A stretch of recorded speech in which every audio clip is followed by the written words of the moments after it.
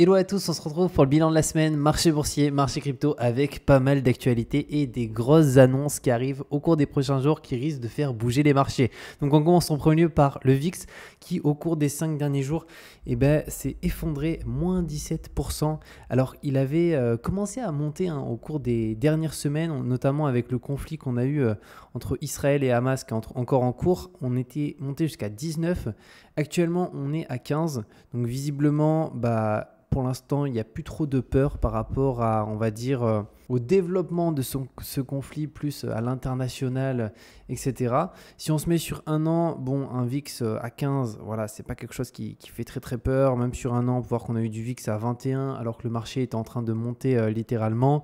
Et sur 5 ans, on est sur des niveaux qui sont extrêmement bas, donc des marchés qui sont aussi chers, surtout sur, si on prend les indices boursiers, après les actions c'est propre à chaque action, mais les indices boursiers actuellement sont chers et sont encore proches des plus hauts historiques, voire sur des plus hauts historiques. Donc on va avoir le CAC 40, marché français, 5 derniers jours, 0,25% de hausse. Ensuite, si on se met depuis le début de l'année, il est à 7,40%, donc il est très très bien actuellement. Et si on se met sur le maximum, on peut voir que voilà, on est à plus de 8000 points juste ici, ce qui est énorme, hein. Donc on a eu du 8200 points, donc on est un tout petit peu plus bas, mais concrètement on est juste à côté des plus hauts historiques qu'on a eu en 2024 très récemment.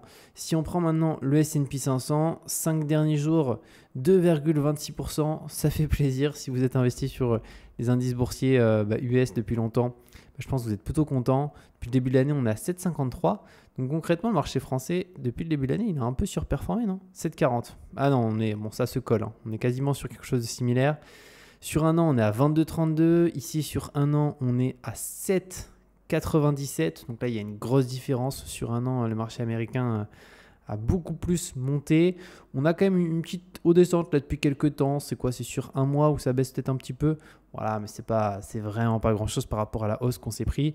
Donc il n'y a pas d'inquiétude, pas de crainte à avoir. Ayez votre horizon d'investissement très très long terme et n'investissez pas pour 2 semaines, pour un mois, même pour un an.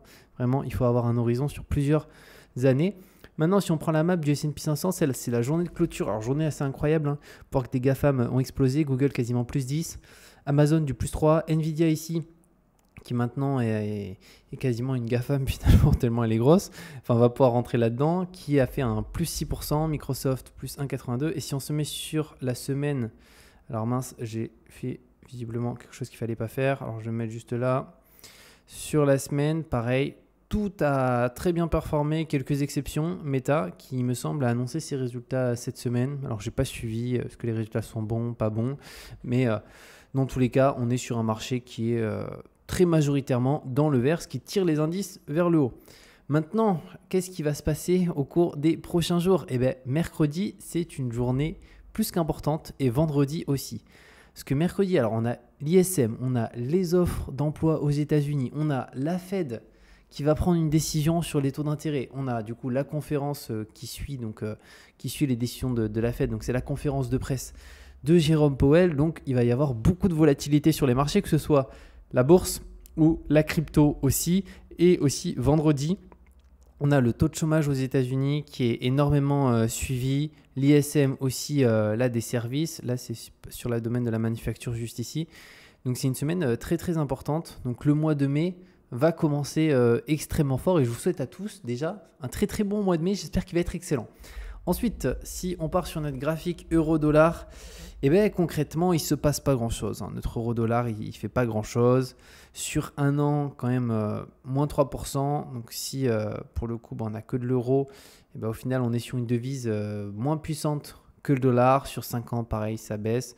La devise aujourd'hui, quand même, la plus puissante reste le dollar. Par contre, si on compare l'euro à d'autres devises, l'euro est des fois bien plus fort, hein. Ça dépend vraiment, on compare l'euro à quoi. Mais face au dollar, c'est sûr, c'est un petit peu compliqué de mieux tenir la route. Donc pour ça, vous pouvez diversifier si vous le souhaitez vos devises. Déjà, si vous investissez typiquement aux US, etc., même si votre actif il est coté en euros, en réalité, vous êtes quand même exposé au dollar via ces entreprises. Et au-delà de ça, après, vous pouvez, moi je le fais sur Interactive Broker, avoir un compte espèce directement en dollars. vous déposez des euros, vous les convertissez en dollars et vous vous exposez au dollar. Avec un taux d'intérêt aussi annuel, un petit peu comme un livret, sauf que vous avez quand même la fiscalité dessus, sauf qu'on est à plus de 4% annuel. Ensuite, on a les cryptos. Alors, qu'est-ce qui se passe au niveau des cryptos?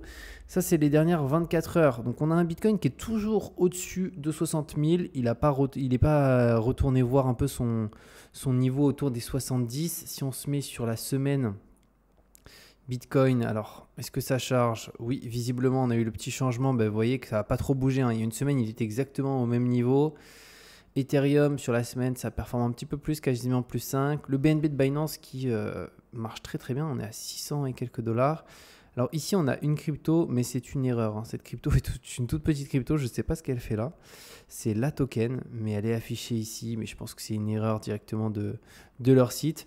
Mais concrètement, on est sur une semaine un peu de stabilisation pour les cryptos, avec quand même, on peut dire, de la hausse. Un petit peu de hausse, mais voilà, en tout cas, le king du marché, BTC 0,8, donc on stabilise, on ne sait pas trop où ça va aller. Il faut savoir qu'en avril, il me semble que c'est autour du 20 qu'on a la SEC qui doit donner du coup son retour concernant ces fameux ETF Ether. Donc on verra si ça sera accepté. Les probabilités visiblement sont assez faibles, hein. J'ai vu sur pas mal d'éléments qu'on est autour des 20%. Donc 20% de taux de réussite, en tout cas de réponse positive de la SEC. Donc on verra si ce sera ça. En tout cas, vu que tout le monde part sur une réponse négative, si jamais elle est positive, ça peut vraiment faire un peu bien monter les cryptos. Mais par contre, si elle est négative, je pense que c'est très certainement déjà pricé, hein. Il y aura peut-être une toute petite baisse et encore, qui sait, c'est déjà pricé, un peu comme le halving. On l'a vu, bon, ça n'a rien changé, hein. Et le halving, c'est un événement qui est très pricé. Donc le Bitcoin, ici, le jour du halving, il ne se passe strictement rien. Ensuite, les réseaux sociaux. Alors, on a eu un pic sur Wikipédia. On peut le voir juste ici, mais c'était le jour du halving. Donc, ce qui est finalement plutôt normal. Donc, sur 12 mois, on peut voir qu'on a eu un record. Si on se met sur All juste ici, voilà, ça fait quand même un beau pic. On a eu 33 000 visiteurs, c'est des niveaux qu'on atteignait en plein bull run en 2021. Mais actuellement, c'est le plus gros pic de cette année. Donc quand même des personnes qui sont allées sur la page Wikipédia, très certainement parce qu'il y a peut-être quelques journaux qui ont parlé du halving. Mais encore une fois, c'est un événement qui n'a pas réellement d'impact, en tout cas le jour même ou sur le court terme. Même si c'est la diminution pour le coup des récompenses de minage, on va avoir beaucoup de mineurs qui vont vendre aussi leur Bitcoin en espérant que ça remonte bien par la suite pour aussi faire des réserves parce que finalement pour miner un Bitcoin ça coûte 2 fois plus d'argent concrètement. Et au niveau des influenceurs crypto, on peut le voir, c'est un peu la dégringolade, hein. Donc on avait eu de l'euphorie il y a encore 1 mois et demi, 2 mois, beaucoup d'euphorie, des meme coins qui pètent de partout, etc. Vous avez fait ma vidéo, je suis sorti du marché. Une vidéo, normalement, il y a 4-5 jours que je vous ai sorti aussi pour vous indiquer finalement ma nouvelle stratégie que j'ai décidé de mettre en place et les erreurs que j'ai commises. Et concrètement, là, on a une baisse d'intérêt, hein. On est sur une belle courbe descendante. Donc, encore une fois, voilà, c'est quelque chose qu'on peut regarder. Ici, les volumes de tweets ont pas mal monté, mais aussi on avait eu le halving ici, donc ça a peut-être dû jouer aussi par rapport à ça. Le MRVZ score, où est-ce qu'on en est pour le Bitcoin? On est actuellement sur quel niveau? Alors, on a l'air d'être... on est peut-être ici, donc à 2,35, ce qui est, si on se fie à cet indice, assez faible pour le moment encore, en tout cas en période de bull run où... Moi, ma target, si on prend plusieurs indicateurs, mais en tout cas sur un MRVZ score, je pense qu'un Bitcoin allait à entre 4 et 5. C'est quelque chose qui est atteignable en fonction de ce qui se passe, des événements, etc. Par contre, si on a un ETF Ether, peut être plus proche des 6 que des 4. Donc, on verra. Mais en tout cas, on n'est plus vraiment dans la meilleure zone d'accumulation, c'est certain. Donc, si on rentre maintenant... On prend plus de risques. En tout cas, si vous investissez sur 1 an, 2 ans, 3 ans, vous prenez un risque qui est beaucoup plus important. Si vous investissez comme pour la bourse, ce qui est ma stratégie maintenant, à 25 ans, et où on verra où ça ira, je trouve que finalement, aujourd'hui, le Bitcoin, même s'il est à 90 000, si on investit sur 30 ans, soit ça ira à la cave, soit ça vaudra pas mal d'argent, notamment si on a des problèmes avec les devises de manière générale. Ensuite, les actus crypto. Alors ça, c'est assez incroyable, hein. Ces news, elle est passée assez inaperçue, donc le 26 avril, mais elle est très très importante. Stripe, pour ceux qui ne connaissent pas, quand vous faites des achats en ligne sur Internet par carte bancaire, franchement, il y a une grande partie des achats en ligne qui se font toujours via Stripe. Peu importe ce que vous achetez, même quand vous achetez des fois sur certains gros sites. Alors Amazon, ils ont peut-être leur propre processeur de paiement, mais énormément d'entreprises, quand vous achetez quelque chose par carte, c'est Stripe. Et il faut savoir que là, du coup, Stripe s'ouvre au paiement en stablecoin USDC, donc dès cet été. Donc c'est quand même une grosse actu que je trouve est très très importante, et pour autant, elle est passée assez inaperçue. Donc c'est un très très bon point de voir ici du Stripe qui, je ne sais pas c'est quoi la proportion des paiements dans le monde qui passent par Stripe pour les cartes bancaires, mais je pense que c'est un beau pourcentage. Donc ça, c'est excellent à ce niveau-là de voir des grands groupes comme ça s'intégrer avec des paiements directement. Donc on parlait de l'utilité de la crypto-monnaie pour faire des paiements, etc. Là, via du stablecoin USDC, on aura la possibilité de payer.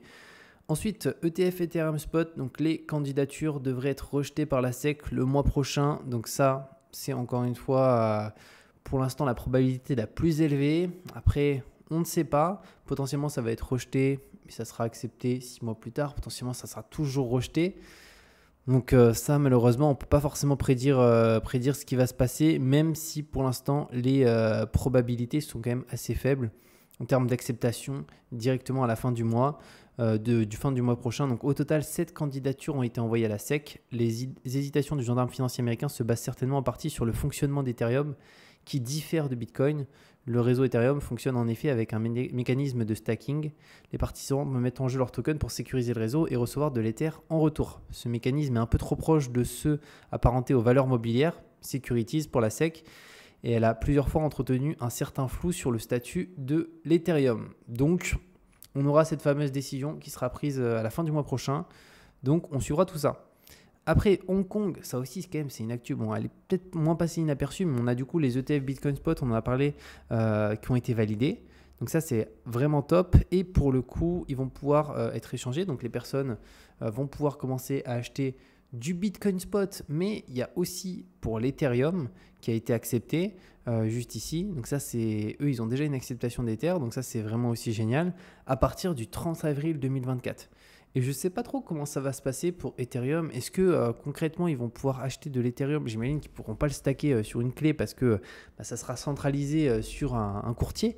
Mais est-ce que sur l'échange sur lequel ils vont acheter, ils vont mettre directement le fonds? Imaginons, ça serait BlackRock. Bon, là, ce n'est pas du tout BlackRock. Du coup, ça doit être des fonds asiatiques, mais vont les mettre en stacking et donner une partie des récompenses directement aux clients. À voir, parce qu'en fait ça pourrait donner envie quand même à beaucoup, je me dis, d'investisseurs. Il y a tellement de gens qui aiment avoir des dividendes, etc. En mode un peu, c'est un style de revenu passif. En réalité, c'est pas un revenu passif, mais bref, du coup, ça pourrait peut-être pousser plein de gens à se dire, ok, en fait c'est trop bien, on a tant de pourcents de rendement sur notre investissement, 4, 5, 6%, ce qui est hyper important pour un dividende, etc.